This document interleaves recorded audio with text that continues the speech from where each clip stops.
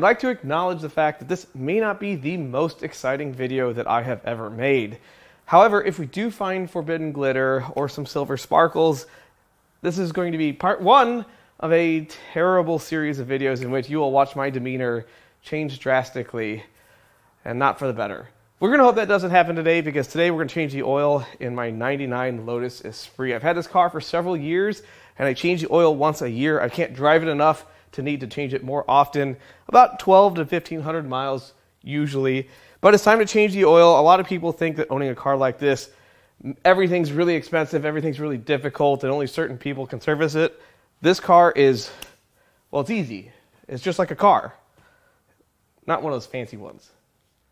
Now, I've had this car for quite some time, and I've made several videos on it, driving it, working on it, diagnosing problems with it, even the story of how I bought it. But I haven't made a video in a long time, a really long time. So you'll see some more content on this car coming up soon, because, well, today I'm going to point out all the things that I need to do to it, which it's a small list, but it's a list. It's a British car.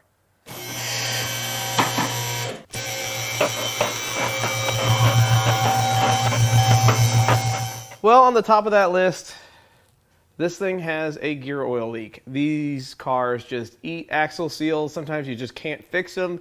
I've done axle seals twice in this car.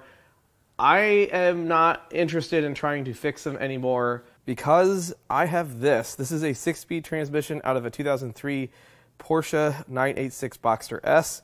It has a factory limited slip. It's good for plenty of power, whatever I can throw at it with the Esprit. And there are companies that make the parts to put this into the Esprit. So that is not a project for this year, but a project for next year with a full engine reseal. Now, you do remember I said this was a British car, but it does use a French transmission, which I don't know if that's better or worse. It's a Renault transmission, and I mean, it shifts good. It doesn't grind. It doesn't have any issues outside of the axle seal leak. And, you know, hopefully I can sell that transmission when I'm done with this whole process and recover some of the cost of this swap. So now it's time to drain the oil. First thing we need to do is disconnect the oil temp sensor. Now this is a 98 up thing. This car's a 99, but at 97 they just have a regular drain plug. Do not ever loosen this by the sensor. Only loosen it by the outer fitting. Ask me how I know.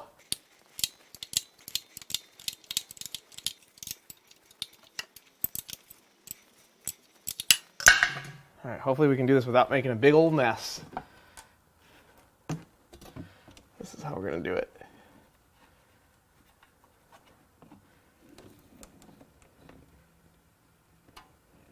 And we're making a big old mess. Huge mess on the flashlight. Well, the oil looks pretty decent. This is turning into a disaster very quickly. It's fine, that's what we have brake clean for. All right, I'm gonna let this drain for quite some time. We'll come back to it. This is the next focus of my attention. I'll probably get this one done sometime this winter. I'll make a video on it. And I need to replace the radiator and the fans. Now, this right here is not the original fan. It has a piece of a junction box that's been hacked together. I don't understand why you would do this low level of work to one of these cars. That takes a very special type of human. Probably the same person that wired the radio on this car. They did a very bad job on both. But I guess it did function for at least some time. The radiator is leaking. This is already a replacement radiator. It's all aluminum. I have another all aluminum one, and I have a full new set of fans. I bought the Wizard set. It wasn't cheap, but it is a very critical component of this car. This is a structural component, in fact. They use the radiator as part of the structure. So that's going to be probably 4 or 5 hour job, I would imagine, to get this replaced. It's fine. Now, as far as worrying about it running out of coolant, I top this thing off pretty much every time before I drive it. It does not leave huge puddles or spray out while it's running under pressure. It just leaks a little bit after you shut it off for maybe, I mean, it maybe loses 1/4 of an ounce every time I drive it and park it. So it's not a huge deal, but it is something that I need to fix. Again, it's a British car. One more thing I noticed last time it was in the air, the boot is split on that upper ball joint. I already have a couple replacement ball joints, so I'll likely do upper ball joints when I have it on the rack next. It's a pretty simple job, but it will need an alignment afterwards. This side looks pretty good. I don't see any issues there. This car is in remarkably good condition. I'm used to looking underneath rust buckets and stuff that has all kinds of hacks and terrible craftsmanship. And this one's in pretty good shape. It's a little leaky. Another thing that I've been on the hunt for, haven't been able to find, is one front wheel or at least an outer barrel. This OZ Futura, this car has a staggered set, so rears are different than the front. The outer barrel was damaged here. I had this repaired to the best of my wheel guy's ability, but it's bent right there and it's bent right here. And it does have a slight vibration at certain speeds. It's not terrible, but it is definitely something that I'd like to fix at some point. I like making everything as good as I can make it. So if you have a front wheel, hit me up. Now we can put that drain plug back in.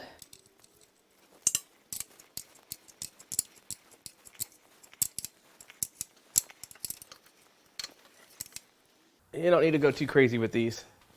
That's good and tight. Wait, it's British, not German. Good as new.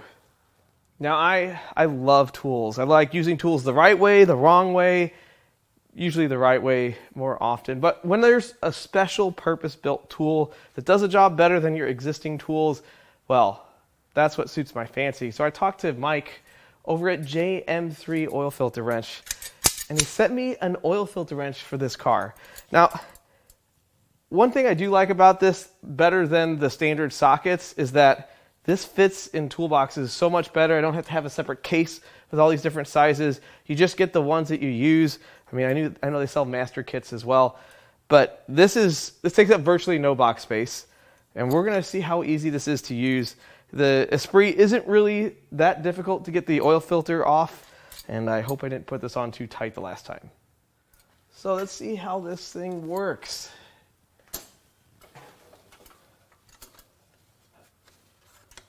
Oh, I think it goes this way.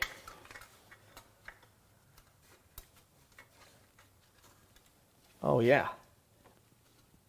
Oh, that's so much easier than the socket. And apparently I put this on pretty tight. I'm going to make sure this is centered. This is going to drop a lot of oil. Awesome. Well, that's a must-have. I'm going to probably buy the ones that I need for the rest of my fleet. I'll drain this filter. Oh, not too much. That wasn't bad. Get some of this somewhat clean oil. Lubricate our O-ring. Let this drip for another minute or two. Get as much of this old oil out, and we'll get this threaded back on. Wow, this thing is dripping. I like to check everything, make sure everything's tight. There's no future problems brewing. When I bought this car, it had a pretty severe oil leak right here on the oil drains, and it turns out those clamps were loose, likely because this silicone shrunk a little bit and nobody cared to tighten the clamps. I looked on the other side already. It all looks pretty good. All right, now we can thread this thing. Oops, sorry about that, guys. Thread this thing back on. Give the old two-hander. That's not going anywhere. All right, now we're going to top off the transmission while we're under here. And it's a 3/8 plug. So what I'm going to do is I'm going to take a worn out 3/8 extension and I'm going to tap it on there. And then I'll slide some other sockets on it.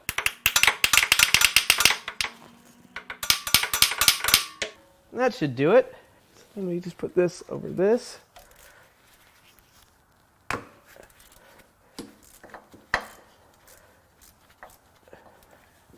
And loosen it up. It's just a really long 8mm hex or Allen socket. So it lost a little bit when I pulled the plug. We're gonna go ahead and cram a bunch in there and then hurry up and put the plug back in. All right, so I crammed a bunch in there. Forgot to press start recording. Sorry guys. You didn't miss anything except for a bunch of toilet noises. I just added, I don't know, probably half a quart. Nothing too crazy. I'd say half a quart would maybe be pushing it. Now we'll get this tightened back up. You don't have to go crazy on this either. just like so. Now we can give this a little underside bath, some brake clean. It's pretty grimy. We're gonna catch what we can.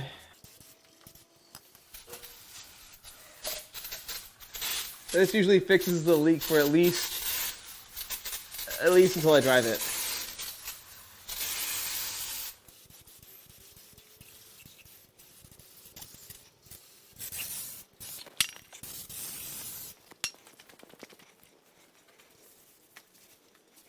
It's not perfect,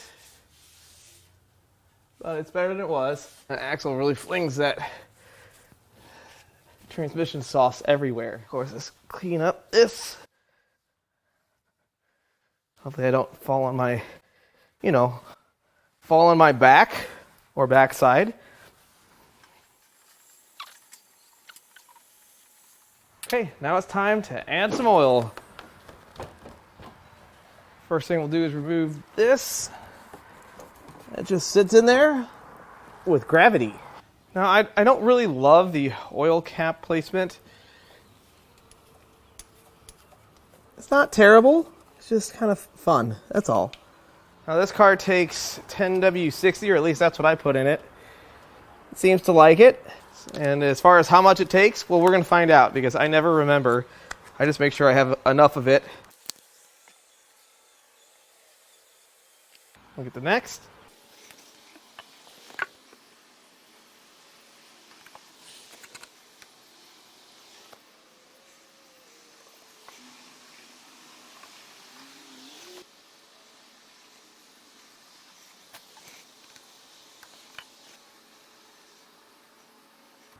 All right.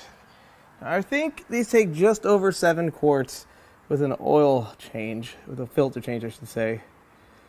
So this is number 7. We'll let this one drain out, and we will check the oil on the stick. What say you, loose stick? All right. It's not really a stick as much as it is, a noodle.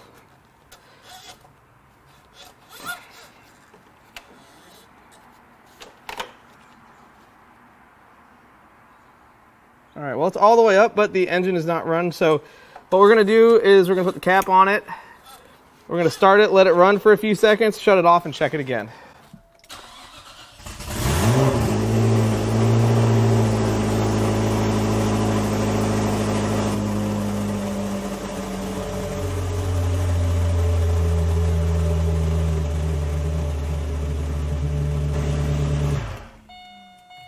All right, let's check this again.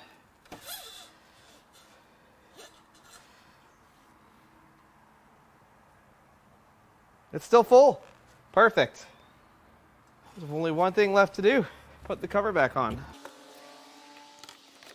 Not too bad to do. That's not how that works. Sorry, neighbors.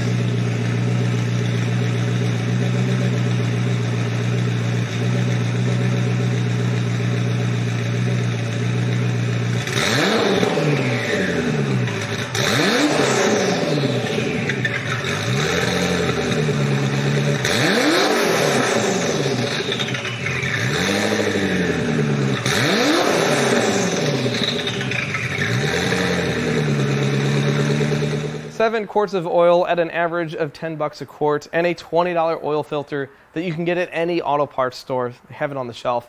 That's less than $100 to change the oil on one of these cars, which is less expensive than some of my BMWs. And it's easy. It's simple work, although that oil filter wrench did make it that much easier. I'm really glad I have that in my toolbox now. I know this wasn't the most exciting, and I really wanted to have some driving at the end of this video, but I just don't have the time or the daylight hours to do so. So you'll see more content on this car moving forward. I do have some repairs to make, like the radiator. That'll be the next thing that gets attention. And I did finally find a windshield for this car, so I'm going to have that installed. I'll probably include that in some of the other work I do on this car. Either way, I don't think there's enough content on these cars. I know they're rare. I know they're few and far between. And a lot of the people that own them don't work on them themselves, which is a shame because they're not that hard. They're not that expensive to own unless you face a giant catastrophe like running it out of oil or overheating. That gets a little dicey. But if you do regular maintenance like every other car, they're simple. They're easy to own. They're easy to drive. I love this thing. My only regret with buying this car, besides who I bought it from, is that I should have bought one a lot sooner.